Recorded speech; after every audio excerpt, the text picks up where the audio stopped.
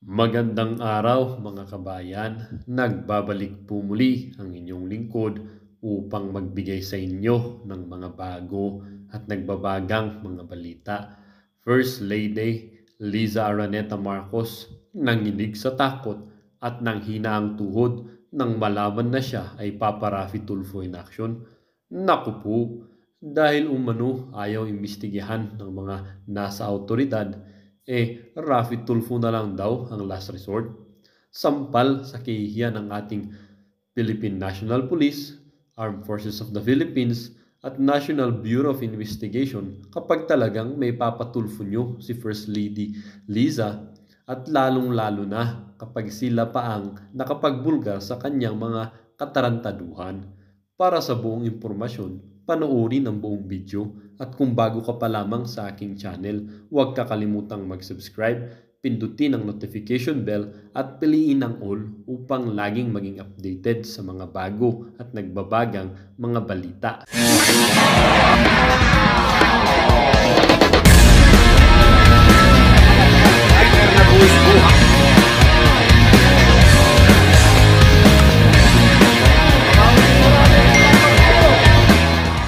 Ang issue ngang ito ay naging usap-usapin din sa social media. Merong isang netizen na nagsabi, "A thorough inquiry to the conduct of Liza is imperative, given the potential implication of her assumed governance role which could be construed as a coup d'etat, as she lacks the mandate of an elected official and holds a position solely by virtue of marital association with the elected official. The Supreme Court and the House of Representatives should diligently examine Liza's involvement in state affairs. Furthermore, a critical examination of the House speakership of Martin is warranted, as it raises concerns regarding the preservation of the foundational principle of checks and balances within our governmental system. The prospects of unchecked power becomes particularly salient when considering the collaborative influence of Bongbong Marcos, Liza, and Martin, posing a potential threat to the fiscal integrity of the nation. Sabi din ng isang netizen, "Mr. President, bakit mo po hinayaan sumpagin ka lang? Kahit abogado siya, por respeto, pangulo ka. Bakit? Naku, kung kapatid lang kita, di ko papayag na gaganyanin ka unless kagaya ka ni Lati Guboy." At sabi din ng isang netizen, "First few months ni President Bongbong Marcos sa pagkapangulo ay maganda at itemize yung mga lakad niya, lalo na sa mga natural disaster. Pero after nila niligwak si Atty. Rodriguez ay magulo na. Unti-unti nang nasisira ang pangalan niya. Nakakalungkot lang, sariling kapamilya at asawa niya mismo sumisira sa kanya." Nung papunta nila sa New York.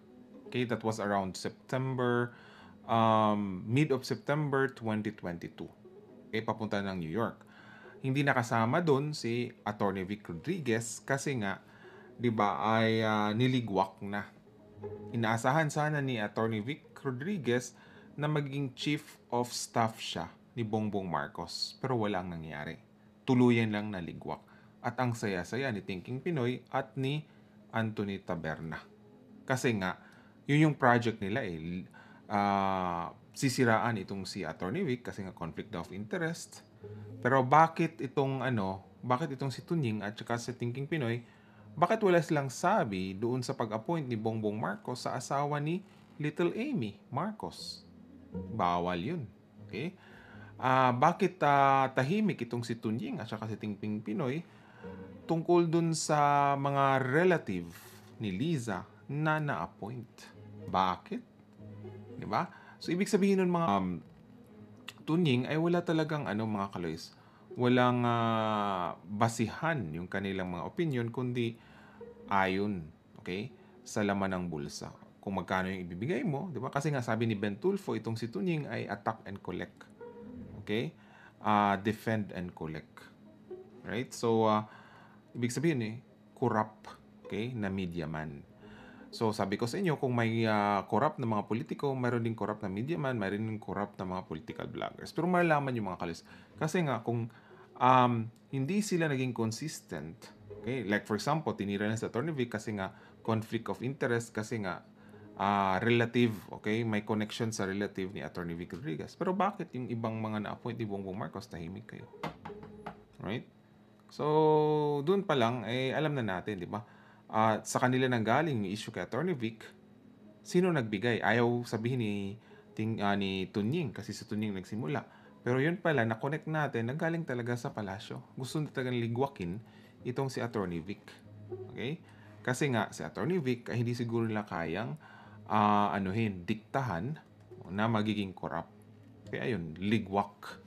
So, nangyari ito mga kaloy, September, di ba? Pero ang pag-analyze natin, kasi nahuli yung balita, around March na this year.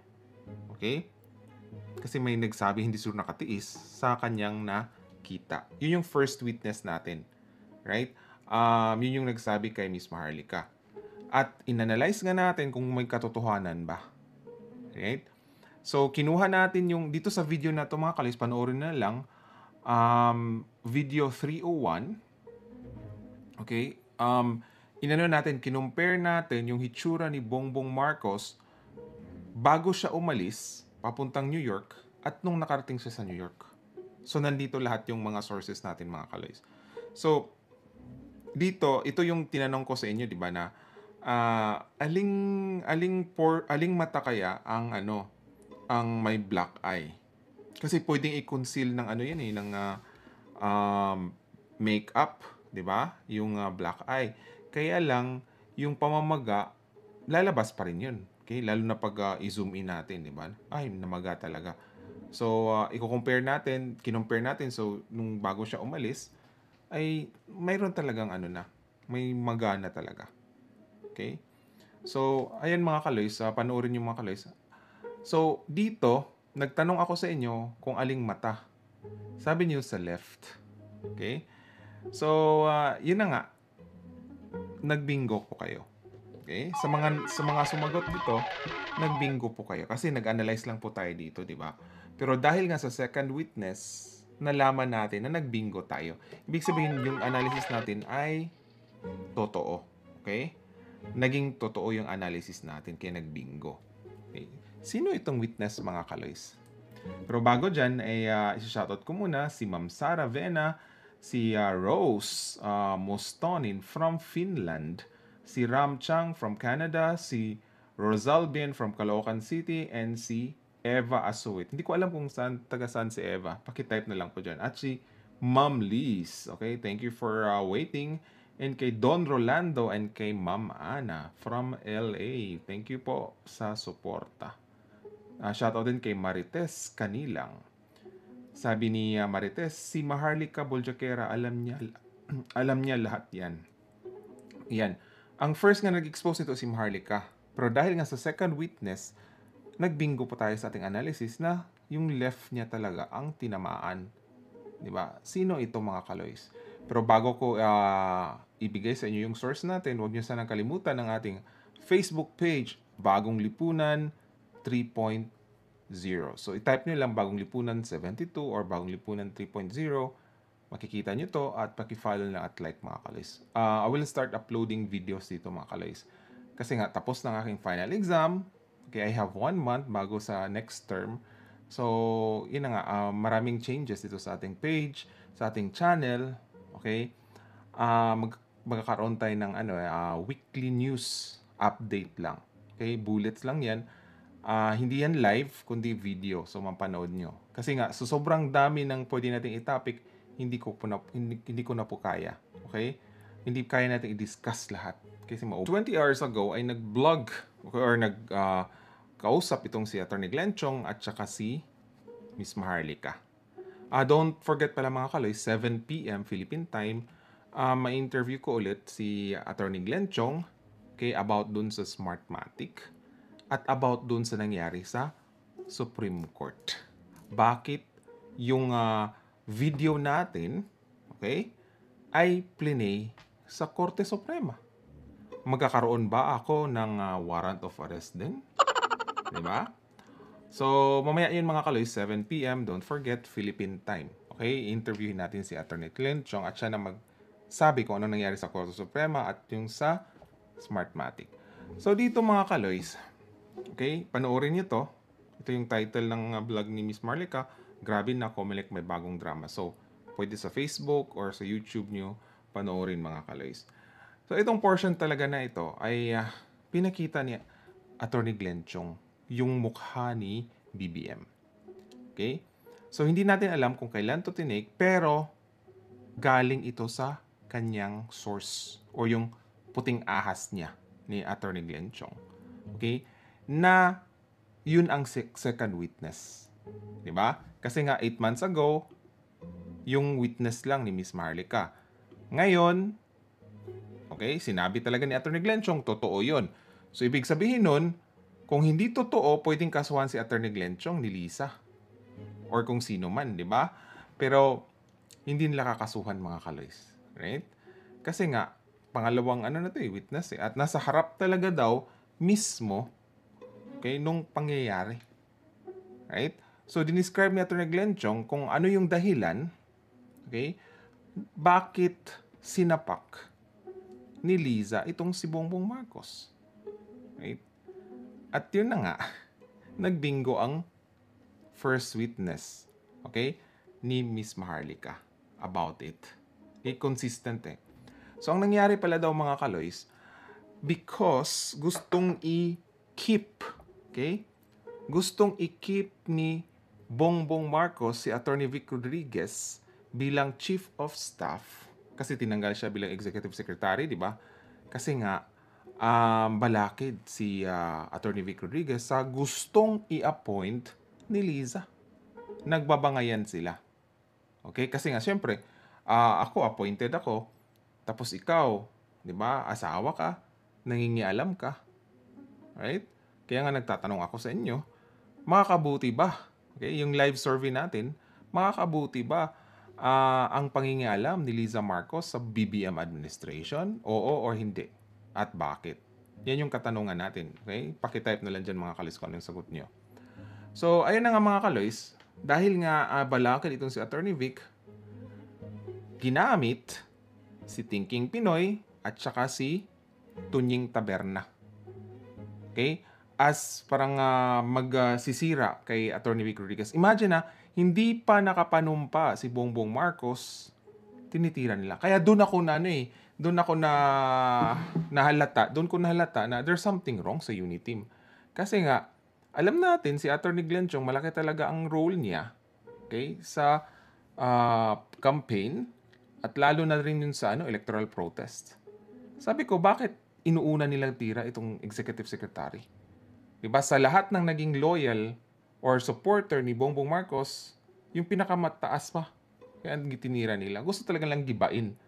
At ayaw sabihin nito niya kung sino yung source niya, bakit niya nalaman. Of all the appointees, bakit na-zero in dun sa may connection, okay, na relative ni Attorney Vic Rodriguez. So ito na nga, di ba? Dahil nga dun sa paninira, okay? Dahil din siguro sinuportaan ni Tambaloslos na dapat ligwakin na yan si Attorney Vic Rodriguez. Syempre walang magawa to si Bongbong Marcos. Happy wife, happy life. Pero ito na nga, gustong suwayin ni Bongbong Marcos si Liza na ako naman ang masunod. Di ba sabi ko nga sa inyo mga kaloys, sigurado talaga tayo dito mga kaloys, okay? Ay, kung naalala nyo yung shinare ko, okay? Ito yung, di ba, ito yung sinabi ni Liza, mga kaloys. Wait lang Meron na yun dito eh. Di ba sabi ni Bongbong Marcos na itong si Liza ay talagang magaling. Okay? Wait lang mga kaloys ito. Ayan. Di ba? Di ba? Ito palang may magbibigay na sa atin ng hint. Okay? Sabi ni Bongbong rito, magaling si Liza mag-organize, magaling siya maglagay ng tao. Imagine So, don't believe na believe. So, si Bongbong Marcos. So, during the campaign nga, si Liza nga yung parang head talaga ng campaign. At, kaya sabi nga Attorney Glenn Chong, sobrang malapit sa katotohanan yung sinabi ni Attorney Glenn Chong na nakipagkita siya dun sa owner ng Smartmatic. Alam nga naman si Abalos. Di ba? Although head siya, Pero talagang ang overall talaga, ang masusunod talaga ay si Liza.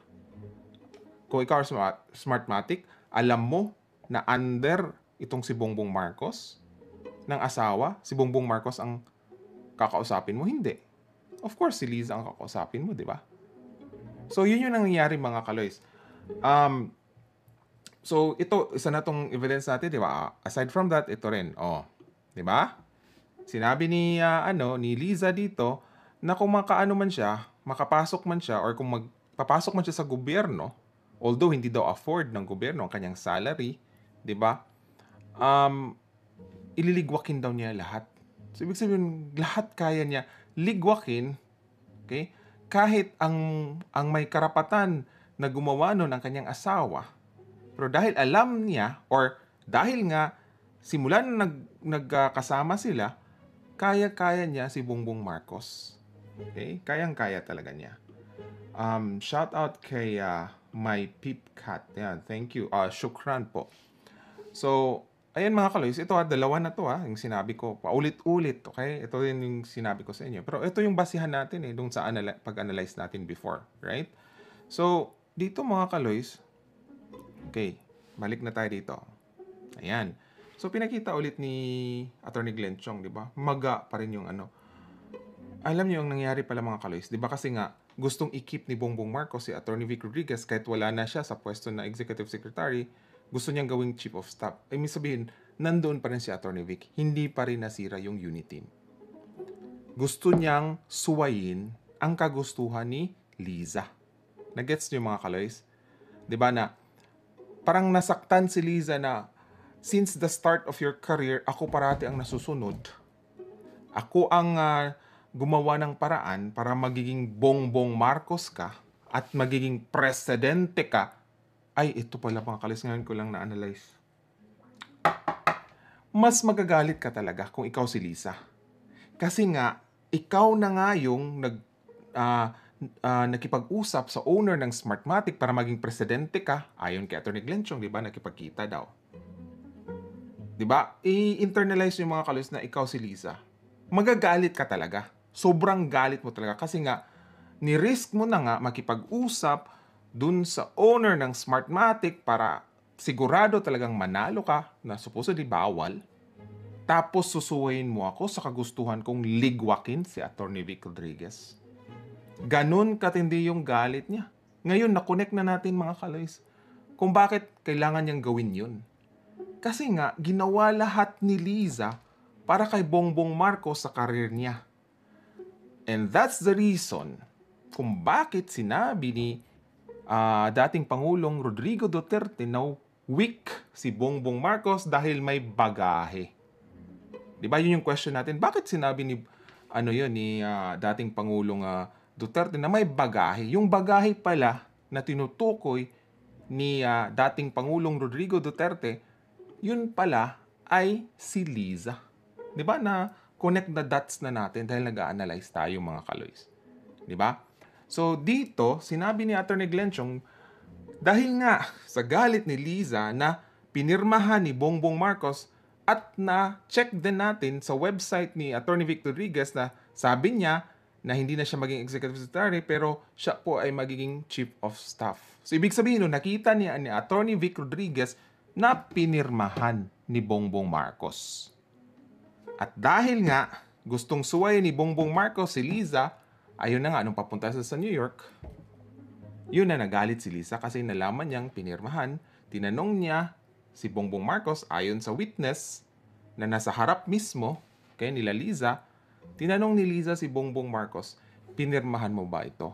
Nung sinabi ni Bongbong Marcos, oo, boom. Chinek din natin sa ating previous live discussion 8 months ago, bakit nasabi natin dito na parang yung left ang may black eye? Kasi nga, chinek natin dito kung left-handed ba o right-handed ba si Liza. Kasi nga kung magkaharap sila, right-handed si Liza, so ibig sabihin nun, malaki ang probability na right talaga ang gagamitin niya. Okay? Para napak. So kung right, kaharap niya, syempre tatama sa left eye. Okay? malaki ang chance na tatama sa left eye kaysa sa right eye. Nagets niyo mga kaloys? Kaya nga dito, hindi talaga nila maitago sa concealer or makeup yung pamamaga, yung pag-bulge or yung paglaki, di ba? Pag-umbok, right? So, ito mga kaloys, second witness na ito. Okay? Kaya nagtatanong ako sa inyo, dahil nga sa mga pangyaring ito, ngayon nyo na-realize na yung inelect nyo pala, okay, ay nagiging spokesperson lang, tagabasa. Ang namamalakad talaga sa ating bayan, walang iba kundi si Liza ayon sa ating analysis.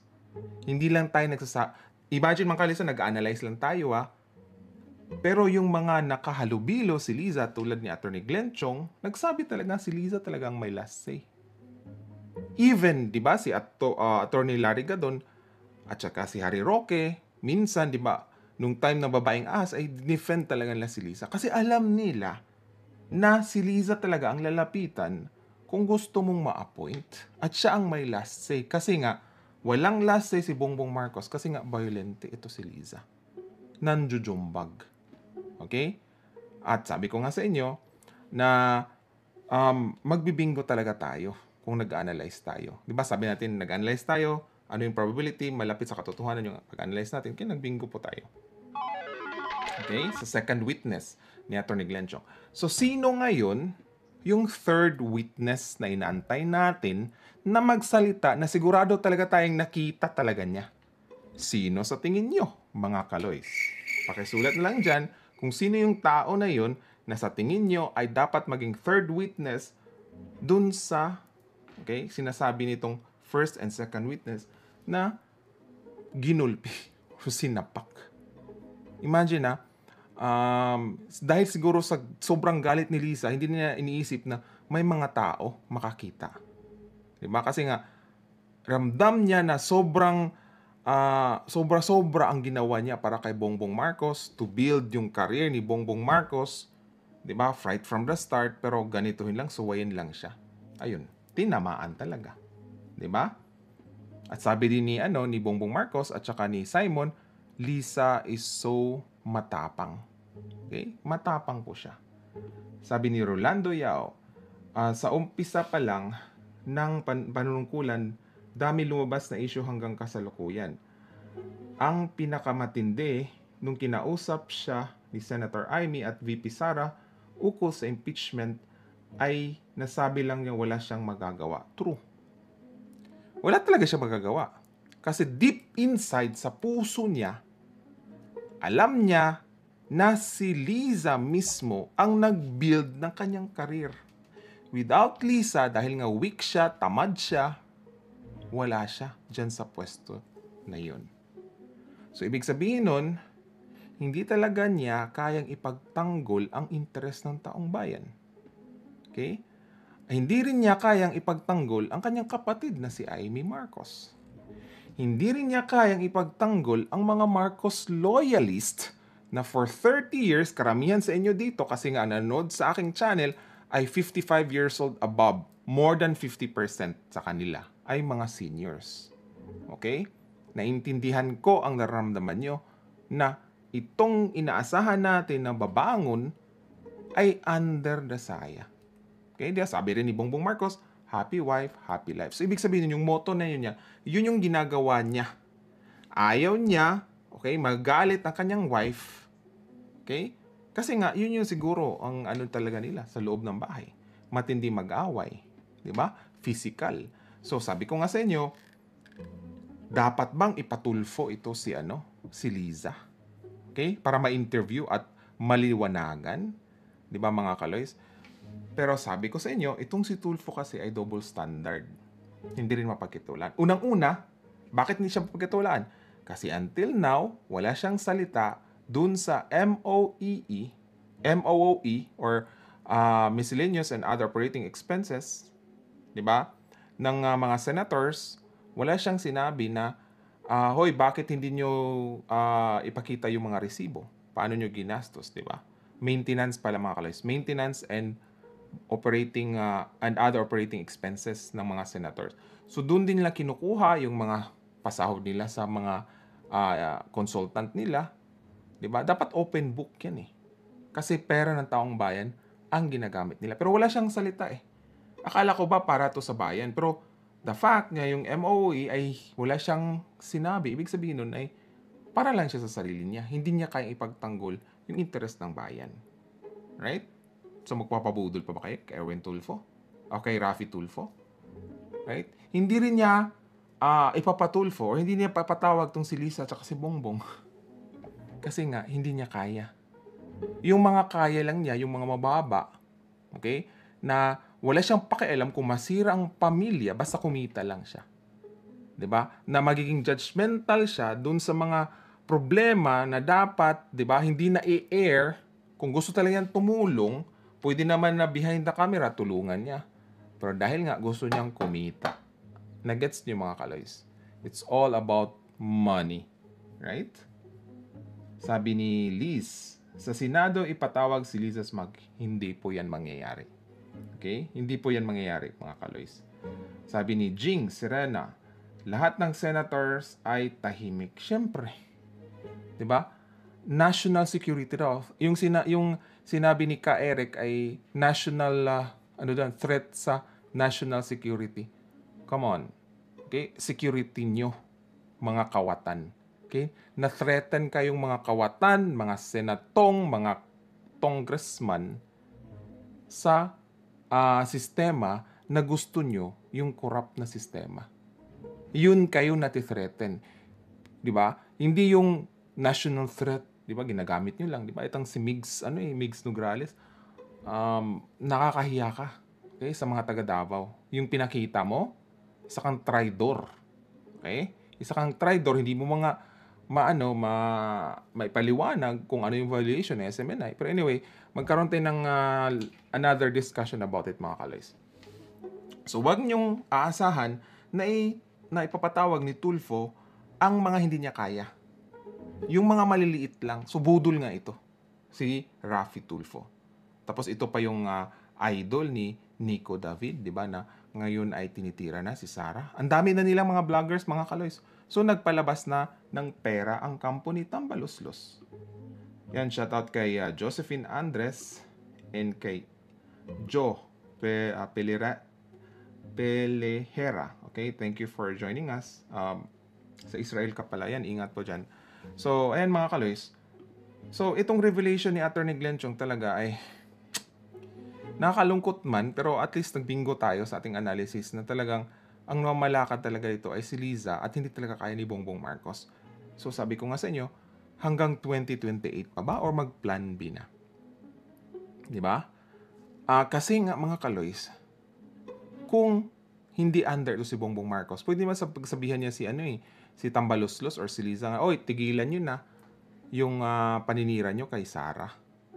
Pero sabi nga ng puting ahas ni Maharlika na gusto ni Liza na si Tambaluslos maging presidente sa 2028 to secure yung presidency ni Sandro Marcos sa 2034. Gusto nyo bang ganon, mga kaloys? Gusto nyo bang ganon ang madadatnan ng kaapu-apuhan nyo? Diba? Maliit pa yung apo nyo ngayon. Mag-add kayo ng ilang years. Diba? Madadatnan talaga nila ang sistemang corrupt. Okay? Kung wala kayong gagawin ngayon. It's either ligwakin nyo na or we're calling the men in uniform to do something. Okay? Dapat interest ng taong bayan ang talagang ang uunahin nila. Di ba mga kaloys? So paki-comment na lang dyan mga kaloys kung agree kayo sa aking analysis. Okay? And kung ano pa yung gusto nyong sabihin sa ating live survey. Okay, kasi ang katanungan po natin ay ito mga kaloys ang katanungan po natin ay makakabuti ba sa bayan ang pangingaalam ni Liza Marcos sa BBM administration? Okay, 76%. Okay, wait lang mga kaloys Makakabuti ba sa bayan ang pangingaalam ni Liza Marcos sa BBM administration? 76% hindi po makakabuti. Makakasira po. And then 24% nagsabi na oo. So 24%. Kasi ang sagot ko dito Marcos, hindi. So 24%. Okay? Bakit sasabi niyo na makakabuti? Kung ang may last say ay yung hindi natin binoto. Nagets niyo mga kaloys? Nandun ba sa balota ang pangalan ni Liza? Wala. Okay? Ibig sabihin nun, that's betrayal of public trust. Impeachable po yun. Okay? Yun po isa sa grounds na pwedeng i-impeach si Bongbong Marcos. Kaya lang, advance din sila mag-isip. Okay? Kasi nga alam nila na ang Congress ang una, okay, ng parang step 1 para ma-impeach ito si Bongbong Marcos. Like yung nangyari kay Erap, 'di ba? Although hindi na-impeach si Erap sa Senado, pero na-impeach siya sa Congress. Since hawak ni Tambaloslos ang Congress, okay, hindi talaga ma-impeach yan. Kahit sobrang linaw na spokesperson lang si Bongbong Marcos na wala talaga siyang magawa. 'Di ba? Napansin niyo mga kaloys? First time yata, okay? Hindi lang ako sure pero kasi parati ako nanonood dun sa bago umalis or mag-travel, okay, ito si Budol-Budol man, nandun parati si Sara. Pero itong huling biyahe niya, di ba dati nandyan si GMA, nandyan si Sara. Unang nawala si GMA dahil nga doon kay Tambaloslos, di ba, na ano siya, na naligwak. Okay? Tapos ngayon, si Sara wala po. Okay? Kasi nga, yung huling pagkikita ni Tambaloslos Sara ay inisnab ni Sara si Tambaloslos. So ngayon, hindi na talaga umattend si Sara. Di ba? At malapit na rin tayong magbingo mga kalis. At simula na rin mga kalis, nagbibingo na tayo sa ating analysis. Bakit? Diba advice ko 2 days ago na dapat si Sara ay mag-resign na bilang Department of Education kasi nga pwedeng gawin, okay? Or pwedeng gamitin ang Department of Education dahil nga may mga puting ahas dyan, may mga, di ba? May mga itim na ahas dyan na kampi kay Tambaloslos. So tingnan mo ngayon. Ano yung mga issues na binabato ng mga sikat na vlogger, ng mga bad influencers? Di ba yung DepEd? Di ba? Sabi ko nga sa inyo, para to narrow down or para paliitin, okay, yung mga pwedeng idampot, okay, na bato laban kay Sara, mag-zero in na lang siya, mananatili lang siyang Vice President. Mag-resign na siya bilang Secretary ng Department of Education. Dalawa kasi ang ano doon Unang-una, mahirapan na maghanap ng bato. Okay? Kasi nga, Office of the Vice President lang. Pangalawa, it's already a clear cut. Sabi ko nga sa inyo, once mag-resign si Sara, it's a clear cut na hindi niya sinusuportaan ang Budol administration. And that way, malalaman ng mga DDS at yung mga nabudol na Marcos loyalist na mag-create ng bagong unit team para sa Plan B. Nagets niyo mga kaloys? Kasi ngayon, yung iba na hindi pa clear sa kanila na talagang si Sara talaga or yung unit team talaga, yung original na unit team ay nabuwag. Kasi nga, nag-tridor. Kaya dalawa yung mahihit ni Sara Right? Sabi ko nga sa inyo ang dami na nilang issue about sa the Department of Education. Sino mayayari dyan? Si Sara. Diba? Kasi kung Office of the Vice President lang, kontrolado ni Sara. Okay? Kontrolado ni Sara kung Office of the Vice President lang siya. Kung nagawa yun ni Lenny, kaya din niya. Nagets niyo mga kaloys? So ito na nga mga kaloys. Ang pangingialam ng First Lady, hindi naman siya inelect natin Diba? In-expect niyo ba nung binoto niyo si Bongbong Marcos na mangingialam ito si Liza, siya ang masusunod? Hindi, di ba? So it's already a betrayal of public trust. Kasi nga, ikaw ang binoto ng tao. Ikaw na yung trust ng tao na ikaw po yung magli-lead, okay, ay nasira dahil nga hindi mo kaya yung asawa mo. Right? Pwede mo na sabihan na, huwag ka na makialam dito. Pero dahil nga, sobrang laki ng utang na loob itong si Bongbong Marcos at alam niya sa puso niya na without Liza, okay, hindi siya maging presidente. Since the start of his career, kaya nga pinakasalan niya si Liza, di ba? Yung pinakita natin na video sa interview nila na dahil nga magaling magdiskarte si Liza, kahit na pampubudol yung ginawa niya, kahit pang scam yung ginawa niya dun sa ticket ng Miss Saigon, proud na proud siya. So, ibig sabihin nung tamad siyang gumalaw, kailangan niya ng tao na didiskarte para sa kanya. True enough, okay, nagbingo. Okay? Nagbingo yung diary ng ama ni Bongbong Marcos na sinulat talaga niya doon. Diniskasan natin yan. 'Di ba? Hanapin yung mga kaloy sa website ng bagonglipunan.com, pinost ko yun, na sinabi ng ama ni Bongbong Marcos na worried siya kay Bongbong Marcos kasi tamad, okay? Lazy ang nilagay niya doon at walang pakialam, carefree. Nagbingo nga ang kanyang ama. 'Di ba? So, saan pupulutin ang ating bayan, mga kaloys? Unti-unti na nalalagas yung unity team. Wala na talaga kasi nga gising na sila na mali pala yung binoto natin. Kasi hindi tayo kayang ipaglaban. Yung interes ng bayan, hindi kayang ipaglaban.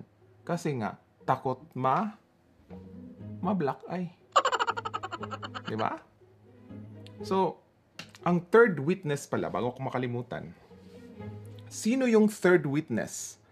Eto mga kaloys, walang iba na mention na rin nila Miss Maharlika yung pangalan. Sino sa tingin yung mga kaloys? Na-mention nila yung pangalan na pwedeng third witness. Bakit? Sabi ni Atty. Glenchong, hindi yun ang witness ko. Sabi ni Miss Maharlika, hindi yun yung witness ko.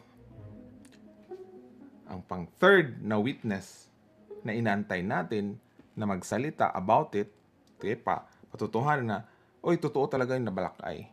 Kasi nga, kung totoo yung black eye, ibig sabihin nun, bingo talaga si Pangulong Duterte, bingo din tayo, na talagang itong si Bongbong Marcos ay under the saya. Ang pangatlong tao na kailangan natin na magsalita, walang iba kundi yung dating PCO Secretary, Atty. Trixie. Pero, may nagsabi sa akin, okay, na hindi talaga magsasalita yan kasi tauhan niya hulaan nyo kung sinong tauhan, si Atty. Trixie. Ayon, okay, sa nag-message sa atin. Hulaan yung mga kaloys. Sabi ni Anita, kasama na yata sa buhay nila yan ang magbugbugan. Battered husband siya Weak. Okay? Or dahil nga hindi kaya niyang mag-move on or hindi niya kaya sa kanyang career, na wala si Liza. Kasi right from the start of his career, si Liza talaga nag-build. So, mas maraming alam si Liza. Kailangan niyang diskarte ni Liza. Okay? Kasi weak siya. So, magpapabugbog na lang siya. Ganon. Di bali nang mabudol niya ang taong bayan. Wag lang magalit si Liza. Ganon. Ganon ba ang gusto? Sabi ni Marita, no other way impeach lang. Hindi nga mangyayari po yun. The only way na mangyari, okay, na maligwak ito sa Bongbong Marcos, is yun na men in uniform. Okay? Magkakaroon tayo ng revolutionary government. And at this time, pag sinabi kasing revolutionary government, ligwak na kaagad yung pinakauna natin, pinakalawa na ayaw natin, di ba? Yung 1987 Chorus Constitution. Wala na kaagad yun, mga kaloys. Okay? And then, pangalawa, isusulong yung hybrid elections. Ibig sabihin, may manual counting, may mga watcher, pero yung pag-transmit ng result ay digital. At least, nakita sa baba na talagang totoo yung kinount talaga ang vote na tama. 'Di ba? Mabilis lang yun. In-explain ni Atty. Glenchong na from 6 to 12, tapos na. Okay? Ang voting, magbibilang na lang sila. So, maganda yung explanation ni Atty. Glenchong at kaya talaga. Anong gusto nyo? Mag-antay kayo ng medyo 1 week, pinakamahaba na, para sa totoong resulta? Or mabilis na resulta, pero hindi talaga na-count yung boto nyo? At 6 na taon kayo mag-aantay. Anong gusto nyo? Di ba? Mas gugustuhin na lang natin na kahit aabot ng 1 linggo yung counting, at least alam natin na malinis at yung boto mo, ang boto ng mayaman, ay patas. Yun yung gusto natin, di ba? Right? Demokrasya. Di ba, mga kaloys? Kaya kailangan talaga natin suportahan si Atty. Glenchong kasi yung karapatan yung bumoto, okay, na pantay-pantay ang mayaman at mahirap tuwing election, okay, ay mangyayari yun kung susuportaan natin ang pakipaglaban ni Atty. Glenn Chong sa Smartmatic. Kasi nga, itong si Budol-Budol man, na dating nagsuggest ng hybrid election, dead man na. Kasi ayaw niyang black eye. Diba? Shoutout kay Earth1758. Sabi ni Telma, si Tambalosus ang boss ni Trixie. Yan din, maraming nag-message sa akin. Kaya, tingnan nyo mga kaloys kung may nagsabi ba siya. Okay? May sinabi ba siya against kay Tambaloslos. Yan yung abangan natin. Or, dahil nga alam niya na magurgur siya or ma-persified siya, diba? Hindi na siya nagsasalita. Okay? Shoutout kay Anita Ruinard. Yan, thank you po sa yung pakulay. Sabi niya, Sir Kaloy, pag di nabugbog, hindi masaya si BBM.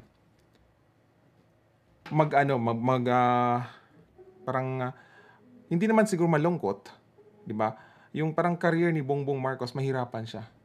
Kasi nga sabi ko nga sa inyo, ang challenge ko para patotohanan na talagang kaya ni Bongbong Marcos tumayo ng kanyang sarili, i-isolate si Lisa ng kahit 2 years man lang, pupunta ng Hawaii or Thailand, di ba? Kasi doon siya pumupunta pag nag-away sila ni Bongbong Marcos. Para mapatunayan talaga natin kung kayang tumayo nito si Bongbong Marcos. Pero sabi ko sa hindi niya kaya. Magpapabugbog na lang siya. Okay? Para may gagawa sa kanyang tungkulin. Again mga kaloys, it's really up to you. Okay? Kung mananahimik kayo or, di ba, tulungan nyo, suportaan nyo ang pananawagan natin na dapat ligwakin na. Mag-plan B na po tayo before it's too late. At nagpakita na rin ng sign si Sara dahil hindi nga siya pumunta doon sa yung bago umalis si Bongbong Marcos, papuntang Japan, hindi siya pumunta. Ibig sabihin nun ay talagang darating ang time na itong si Sara talaga ay magre-resign na rin bilang Secretary ng Department of Education at tuluyan na rin itong maligwak. Okay? Si Budol-Budol. Kasi nga mga kaloys, yun lang talaga ang sign. Okay? Lalo na sa men in uniform. Di ba yung nagpakita yung mga PMA-er na nag-sign sila na dapat palayain na itong si Ka-Eric at Dr. Baduy. Anong ibig sabihin mga kaloys? Konti pa lang yun Right? At nagdi-drill na raw itong sa Congress kung magkakaroon doon ng kudita, saan sila? Ganon. Sa bagay, yung mga kawatan, ganon naman talaga Mayroon ding Sa napanood niyong video mga kabayan, ano naman po ang inyong mga opinion? Ang ating comment section ay bukas para sa inyong mga komento at reaksyon. Huwag kakalimutan, do not let your thoughts left unspoken. As citizen of this country, your opinions matter. Huwag pong mahihiyang magbigay ng inyong mga saloobin, mga kabayan. At syempre, huwag nyo din pong kakalimutan i-share ang video ito upang inyong mga kaibigan at kapamilya ay maging aware din sa kung anong nangyayari sa ating bansa. Huwag din kakalimutang mag-iwan ng like. Hanggang sa muli!